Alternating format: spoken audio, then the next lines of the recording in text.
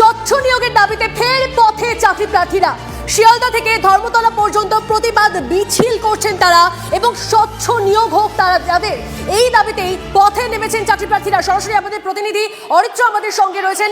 অরিত্র, এটা কারা দাবি জানাচ্ছেন স্বচ্ছ চাকরির জন্য এবং তারা কি বলছে, তাদের কি অভিযোগ?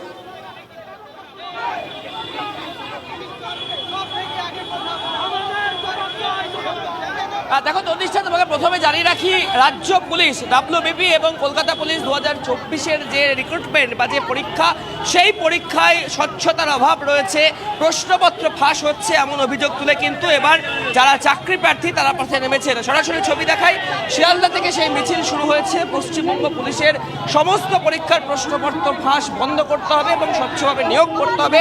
এছাড়াও পিআরবি অর্থাৎ পুলিশ রিক্রুটমেন্ট বোর্ড যেটা রয়েছে, সেই বোর্ড একাধিক ক্ষেত্রে সংরক্ষণকে সামনে আনছে এবং বেশ কিছু নিরাপত্তার গাফিলতি রয়েছে, ভাইরাল কল রেকর্ডিং বেরোচ্ছে প্রশ্নের, সেই দাবি নিয়ে তারা পথে নেমেছেন। আমি কথা বলার চেষ্টা করবো যারা পরীক্ষার্থী রয়েছেন তাদের সাথে। পশ্চিমবঙ্গ পুলিশ নিয়োগের ক্ষেত্রে কোথায় কোথায় গাফিলতি, কেন রাস্তায় নামা? পশ্চিমবঙ্গ পুলিশ বলে শুধু নয়, পশ্চিমবঙ্গের যে কোনো নিয়োগ ক্ষেত্রে এখন যে দুর্নীতি, সেই দুর্নীতির জন্য আজকে আমাদের রাস্তায় নামতে হয়েছে। পরীক্ষার দুদিন আগে পুলিশের প্রশ্ন ফাঁস হয়ে যাচ্ছে, তাহলে কাদেরকে নিয়ে প্রশাসন চলছে, কাদের নিয়ে ল অর্ডার চলছে? আমরা কি দোষ করেছি চাকরি আমরা পাচ্ছি না কেন? মুখ্যমন্ত্রী বিভিন্ন মঞ্চে বলছেন 10 লাখ চাকরি আসলে রেডি আছে, আসলে 10 লাখ চাকরি নয়, উনি যেটা বলতে চাইছেন 10 লাখে এক একটা চাকরি রেডি আছে। আর তার জন্য লেডি কনস্টেবল নিয়োগের যে পরীক্ষা, সেখানে যে প্রশ্নপত্র ফাঁস হওয়া, এই ঘটনাটা কি, এর জন্য কি পথে নামা? অবশ্যই এর জন্য পথে নামা।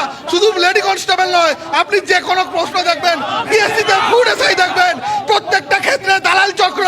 কিছু কোচিং সেন্টার আছে যারা কোচিং সেন্টারের মুখোশ পরে এই প্রশ্নপত্র বিক্রি করছে। এই দালাল চক্রের বিরুদ্ধে এই লড়াই চলবে আমাদের।